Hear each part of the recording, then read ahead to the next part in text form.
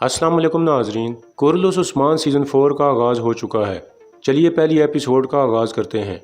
Episode के शुरू में एक बिजातीनी इलाके का मंजर सामने आता है। ये एक हाल नुमा जगह होती है जिसमें बहुत से लोग जमा होते हैं। कुछ देर बाद वहाँ वहशी नुमा जंगजू दाखिल होते हैं जिन्होंने कुल्हाड़े और मुख्तलिफ किस्म के हथियार उठाए होते हैं। उन्हें देखकर सब लोग खड़े हो जाते हैं और पुरजोश अंदाज में नारेबाजी करने लगते हैं। इसी दौरान उस्मान और उसके साथी भी भेस बदल कर वहाँ मौजूद थे और ये सारा मंजर देख रहे होते हैं। कुछ देर बाद हाल में मजीद आदमियों को दाखिल किया जाता है जो दरअसल कैदी थे और उनके हाथों और पैरों में जंजीरें डाली गई थीं। इन कैदियों में उस्मान का एक खास सिपाही भी मौजूद था और इन कैदियों की सरबराही कोनूर अल्ब कर रहा था जो बेस बदल कर बिजातीनियों के अंदर घुस चुका था। कुछ देर बाद सब कैदियों की जंजीरें खोल दी जाती हैं और फिर कोनूर अल्ब सब लोगों से मुखातिब होकर बुलंद आवाज़ में कहता है, मुकद्दस रूम के लोगों, हमारे अजीम शहनशाह आंद्रे निकोस के ग्लैडिएटर खेल शुरू हो चुके हैं। ये अजीम तरीन जंगजू मरने के लिए पैदा हुए हैं। ये मौत का खिलाड़ी रोफस है और ये निको है जिसकी ढाल को 1000 तलवारों से आजमाया गया है।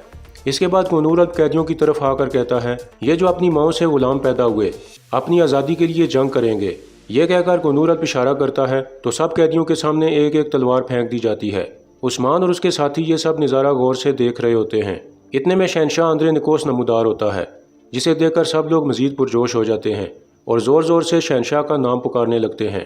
इसी दौरान वहाँ मौजूद एक शख्स आहिस्ता से कहता है, दिन के इख्तिताम पर सब लोग बुलंद आवाज़ में मेरा नाम पुकार रहे होंगे। इतने में शहनशाह आंद्रे निकोस सब लोगों से मुखातिब होकर कहता है, मनसूख शुदा खेल दोबारा वापस आ गए। पता है क्यों? क्योंकि रोम को जंग के लिए तैयार रहना चाहिए। रोम की ताकत इसी तरह वापस आएगी जिस तरह ये मनसूख शुदा खेल वापस आए हैं। यह सुनकर सब लोग मजीद पुरजोश हो जाते हैं और शोर मचाने लगते हैं। इसके बाद शहनशाह आंद्रे निकोस अपने तख्त पर विराजमान हो जाता है और फिर खेल शुरू करने का इशारा कर देता है। इसके बाद शहनशाह के जंगजुओं और कैदियों में लड़ाई का आगाज़ हो जाता है। ये देखकर उस्मान आहिस्ता से कहता है, तुम लोग खेल बनाते हो और खुशी के लिए खून बहाते हो। इसी दौरान खेल शुरू हो जाता है जिसमें शहनशाह के जंगजू कैदियों को ख़त्म करने लगते हैं जबकि शहनशाह आंद्रे निकोस इस मंजर से लुत्फ़अंदोज़ हो रहा होता है। इतने में एक आदमी अंदर की तरफ मुड़ता है जिसे देखकर उस्मान आहिस्ता से कहता है, गद्दार इसकी खो में घुस गया। इतने में उस्मान का खास सिपाही जो कैदियों में मौजूद था उसे दो जंगजू नीचे गिरा देते हैं और उसे मारने के लिए आगे बढ़ते हैं कि इतने में उस्मान और बुरान छलांग लगाकर अंदर दाखिल हो जाते हैं। नाज़रीन, यहाँ पर यह सीन ख़त्म हो जाता है और फिर एक दिन पहले का मंजर सामने आता है जिसमें यैनी शहर दिखाया जाता है। उस्मान यैनी शहर में मौजूद होता है और अपना लिबास पहन रहा होता है। लिबास पहनकर वो अपनी तलवार और खंजर भी उठा लेता है। यैनी शहर में हर तरफ काई कबीले के लोग मौजूद थे क्योंकि यहाँ पर उनका कब्जा हो चुका था। उस्मान की दोनों बीवियाँ, बच्चे और बाकी सब लोग भी वहाँ मौजूद थे। हर तरफ खुशियों का माहौल था। कुछ देर बाद उस्मान अपना मखसूस लिबास पहनकर बाहर आ जाता है और सब लोगों के सामने पहुँचकर उन्हें सलाम करता है। फिर वो सबसे मुखातिब होकर कहता है, अल्हम्दुलिल्लाह रब्बुल आलमीन का कि उसने हमें ये दिन दिखाया। आज यहाँ हम अपना पहला जरगा मुनक्कद करेंगे। हम जानते हैं कि फ़ज़ल मेरे रब की तरफ से है। हमारी सिर्फ वाहिद ख्वाहिश ये है कि इसका हक़ अदा किया जाए। इतने में एक सिपाही एक बकरा पकड़कर वहाँ ले आता है जिसे कुर्बान किया जाना था। उस्मान शेख अदब अली को कहता है, इरशाद फरमाइए। तो शेख अदब अली कहते हैं, मेरा रब इस रास्ते को आसान बनाए जिस पर अजीम रब के लिए चलते हैं। इस्लाम की खिदमत करने वाले तमाम बहादुर जंगजुओं को फतह दे। यह जानवर जिसे तुम अल्लाह की राह में कुर्बान कर रहे हो, अल्लाह ताला इस पर हज़रत इस्माइल अलैहिस्सलाम की बजाय कुर्बान होने वाले जानवर की तरह बरकत अता फरमाए। इसके बाद उस्मान को बकरा ज़बह करने के लिए खंजर पकड़ा दिया जाता है और फिर उस्मान बकरे के पास बैठकर अल्लाह का नाम पुकारते हुए बकरा ज़बह कर देता है। इस तरह बकरे की कुर्बानी मुकम्मल हो जाती है और फिर सब लोग दोबारा अपने मामूल के कामों में लग जाते हैं।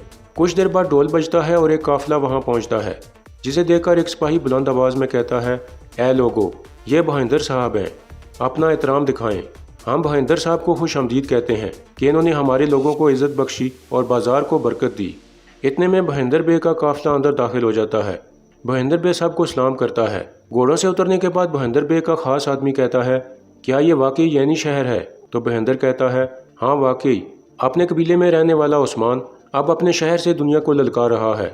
उसे बढ़ने दो। जैसे जैसे वो बढ़ेगा हमारे संदूक बढ़ते जाएंगे और अगर हम उस्मान का साथ नहीं देंगे तो किसका साथ देंगे? उस्मान को आप जो भी देंगे वो आपको वापस मिल जाएगा। फिर दूसरा आदमी कहता है, हमने हमेशा इसका साथ दिया, इंशाल्लाह हमें इनाम मिलेगा। तो बहिंदर बे कहता है, हम उस्मान साहब का साथ देंगे, अगर हमें इनाम ना मिला तो ये उसकी गलती होगी। ये कहकर बहिंदर बे आगे बढ़ जाता है। इसी दौरान उस्मान अंदर नमाज अदा कर रहा होता है। इसके बाद वो दुआ के लिए हाथ उठा लेता है और कहता है, ए तमाम कायनात के मालिक, جو کچھ آپ دیتے ہیں وہ آپ کی طرف سے ہے، میں جانتا ہوں یہ سب آپ کا ہے۔ میری خواہش ہے کہ آپ ان زمینوں کو صحیح طریقے سے ترقی دیں، مجھے شرمندہ نہ کرنا۔ میرے خدا ہمیں ان سرزمینوں کو اسلام کی اخلاقی اقدار سے ہمکنار کرنے کی توفیق عطا فرما۔